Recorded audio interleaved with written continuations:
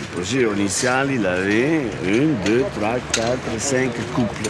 Finalement, on avait mis 3 et avec beaucoup de difficultés. Finalement, aujourd'hui, 20 ans plus tard, on est capable quand même d'achever. Vous savez que l'obstination est payante, quoi. Enfin, on y arrive quand même. Non, mais c'est bien sûr utile, hein, ils sont nécessaires pour l'aération. C'est assez intéressant comme les choses commencent d'une façon et ça se termine d'une autre. Enfin, aujourd'hui, le centre il est perçu un petit peu comme un monument qu'il faut protéger. Ce qui est bien, c'est bien.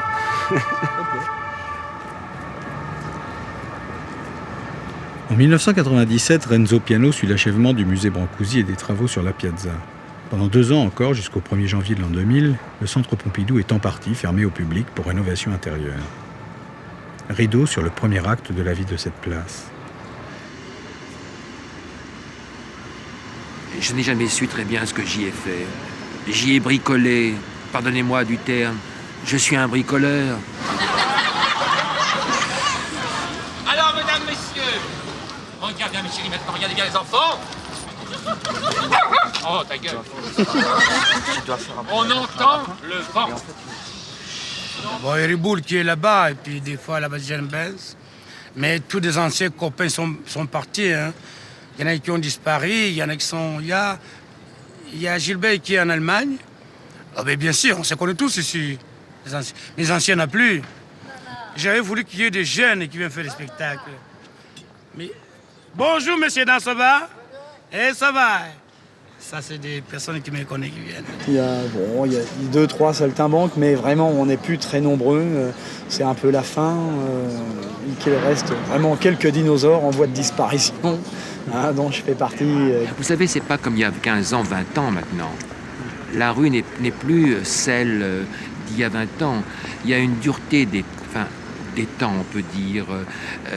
La crise, le chômage fait que présenter un spectacle sur un public devient de l'ordre de l'impossible.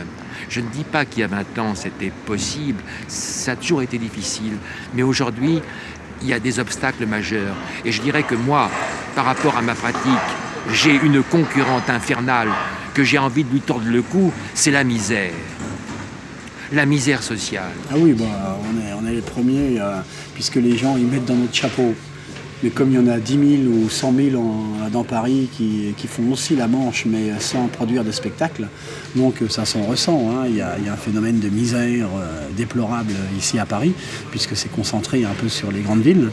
Et nous, les artistes de rue qui ne vivions que du chapeau, on le ressent aussi. Hein. Même si les gens continuent à être un peu généreux, mais là, vraiment, ça devient de plus en plus dur. Hein. Alors, je comprends qu'il y a des tas de saltimbanques qui ne veulent plus revenir dans la rue, des nouveaux qui ne veulent pas démarrer non plus dans la rue.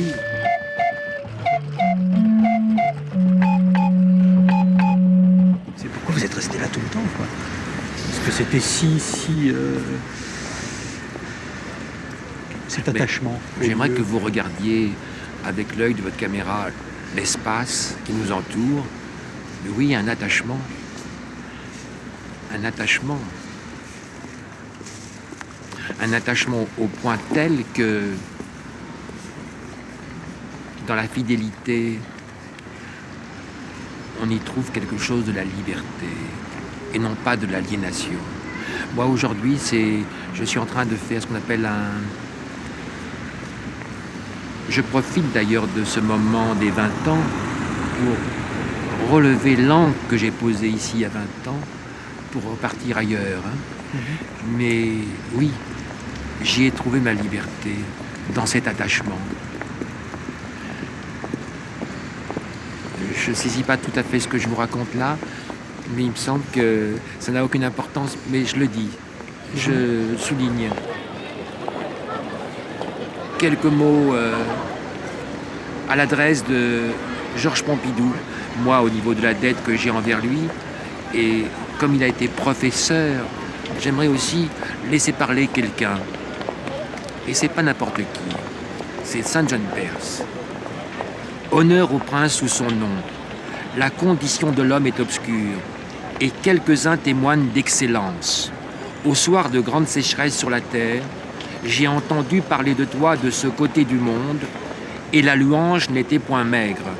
Ton nom fait l'ombre d'un grand arbre. J'en parle aux hommes de poussière sur les routes, et ils s'en trouvent rafraîchis. Et ils s'en trouvent rafraîchis.